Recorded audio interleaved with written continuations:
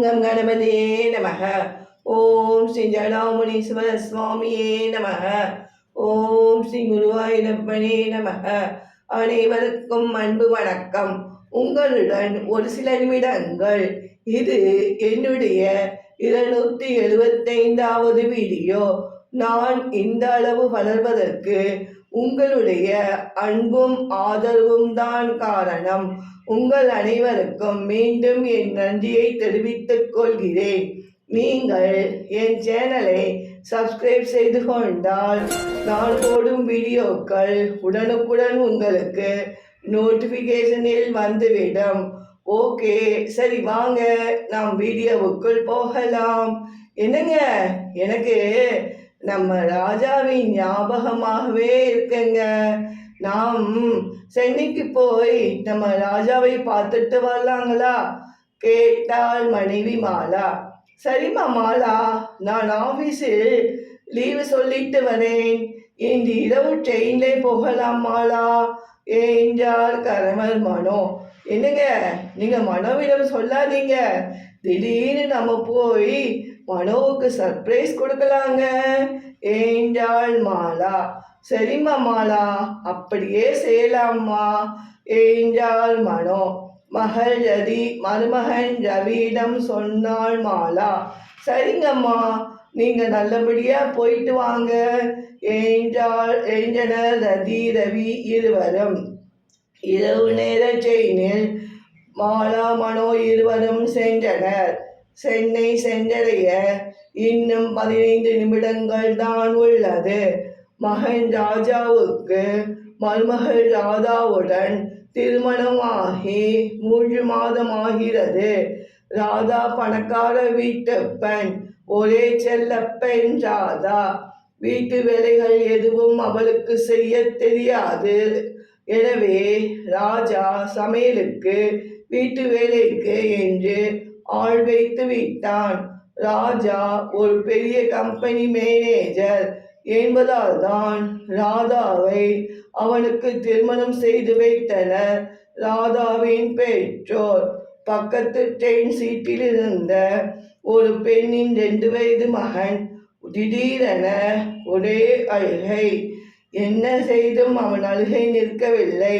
அப்பொழுது அந்த பெண் மனோவிடம், சார், ஒரு 10 நிமிஷம் உங்கள் செல்போன் தரீங்களா சார்? என் செல்போனில் சார்ஜ் தீர்ந்து விட்டது சார். அவன் கையில் செல்போன் தந்தால் அவன் அழுகையை நிப்பாட்டிட்டு கேம் விளையாடுவான் சார் என்று கேட்டாள் அந்த பெண்.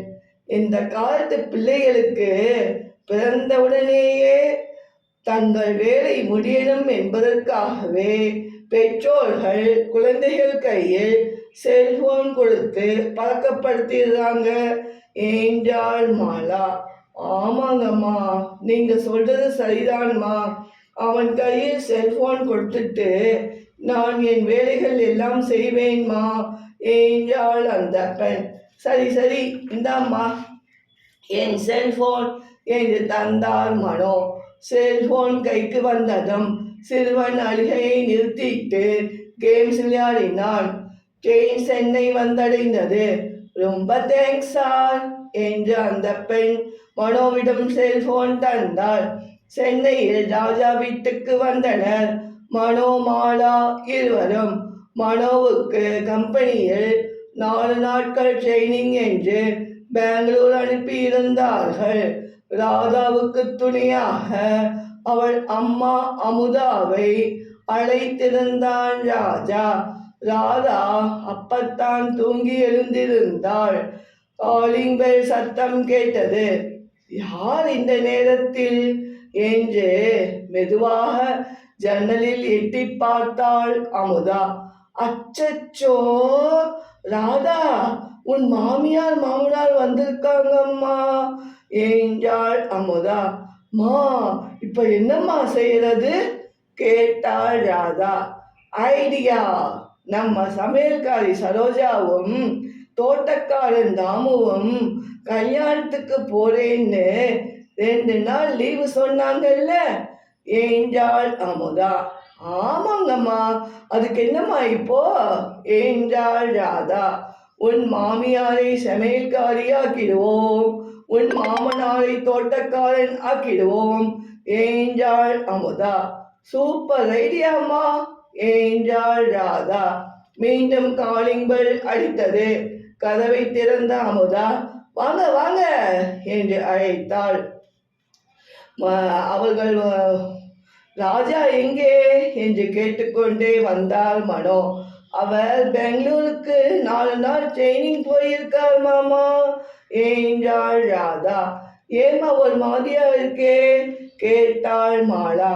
ராதாவுக்கு காய்ச்சல், சமையல்காரி வேற லீவு, அதான் என்றாள் ராதாவின் அம்மா அமுதா. நானும் நேற்று இரவு தான் வந்தேன் சம்மந்தி. மாப்பிள்ளை நான் வந்ததும் பெங்களூர் கிளப்பிட்டா சம்மந்தி என்றாள் அமுதா. அத்தே, நீங்க வந்தது நல்லதா போச்சு அத்தே. எனக்கு ரொம்ப தலை வலிக்குது அத்தே. நீங்க காப்பி போட்டு வாங்களே. அம்மா, எனக்கு தலையமுக்கி விடுமா என்றாள் ராதா. எல்லாருக்கும் காப்பி போட்டு தந்தாள் மாலா. தோட்டக்காரன் லீவு சம்மந்தி, நீங்க போய் செடிக்கெல்லாம் தண்ணீர் ஊற்றிட்டு அப்படியே போய் காய்கறி எல்லாம் வாங்கிட்டு வந்துடுங்க என்றாள் அமுதா. எனக்கு டிஃபன் இடியாப்பம் குருமா வேணும் அத்தை. எனக்கு தோசை தேங்காய் சட்னி போதும் சம்பந்தி என்றாள் அமுதா. தோட்டத்திற்கு வந்தாள் மாலா. என்னங்க நீங்க முதல்ல நம்ம ராஜாவுக்கு ஃபோன் செய்யுங்க என்றாள் மாலா. அதான் மாலா நானும் பார்க்கிறேன். நம்ம ராஜா செல் நம்பர் எதுவுமே இல்லையேம்மா ஃபோனில். ஒருவேளை அந்த சின்ன பையன் கேம் விளையாடும் போது டிலீட் ஆகி இருக்கும் போல. என்ன செய்வது இப்போ என்றாள் மனோ. என்னங்க இது, நம்மளே வேலைக்கான மாதிரி இவங்க நடத்துறாங்களே என்றாள் மாலா. ஆமாம் மாலா, ராஜா வந்ததும் பார்த்துட்டு நம்ம போகலாம் என்றாள் மனோ. அத்தே, டிஃபன் ரெடியா, பசிக்குதுங்க அத்தே என்று வந்தாள் ராதா. இதோ ரெடிதான்மா என்றாள் மாலா. என்ன இது, நம்ம வீட்டில் புதுசா 2 சப்பல் இருக்கே, அப்பா அம்மா சப்பல் மாதிரி வேலை இருக்கே என்று எண்ணிக்கொண்டே வந்தான் ராஜா. இடியாப்பம் இன்னும் கொஞ்சம் சாஃப்டா இருக்கணும் அத்தே. குருமா பரவாயில்லை, அட்ஜஸ்ட் பண்ணிக்கிறேன். தோசை இன்னும் என்றாள் ராதா. தோசை இன்னும் நல்லா முறுமுறுன்னு இருக்கணும். பரவாயில்லை, நானும் அட்ஜஸ்ட் பண்ணிக்கிறேன் என்றாள் அமுதா. ஜன்னலில் இதையெல்லாம் எட்டி பார்த்தான் ராஜா. ஓஹோ, என் அம்மாவை சமையல்காரியாகவும் அப்பாவை தோட்டக்காரனாகவும் வேலை வாங்குறீங்களா? உங்களை என்ன செய்கிறேன் பார் என்று உள்ளே வந்தான் ராஜா. ஏய் ராதா, அத்தே இங்க வாங்க என்று கத்தினான் ராஜா. நீங்களா? நீங்க எப்படிங்க இப்போ என்று கேட்டாள் ராதா.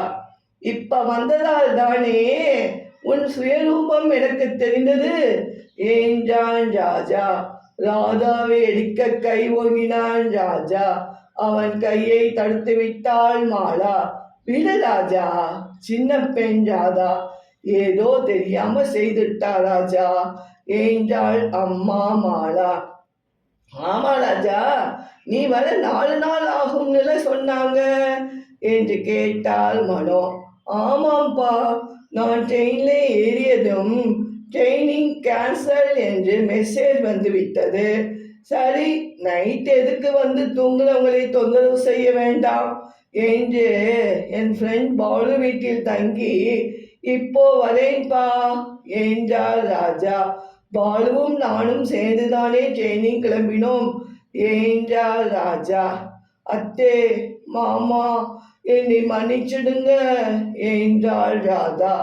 ஐ எம் சாரி சம்மந்தி என்றாள் அமுதா. இது போன்ற வீடியோக்கள் காண சப்ஸ்கிரைப் செய்து கொண்டு தொடர்ந்து கண்டு கழியுங்கள். நன்றி.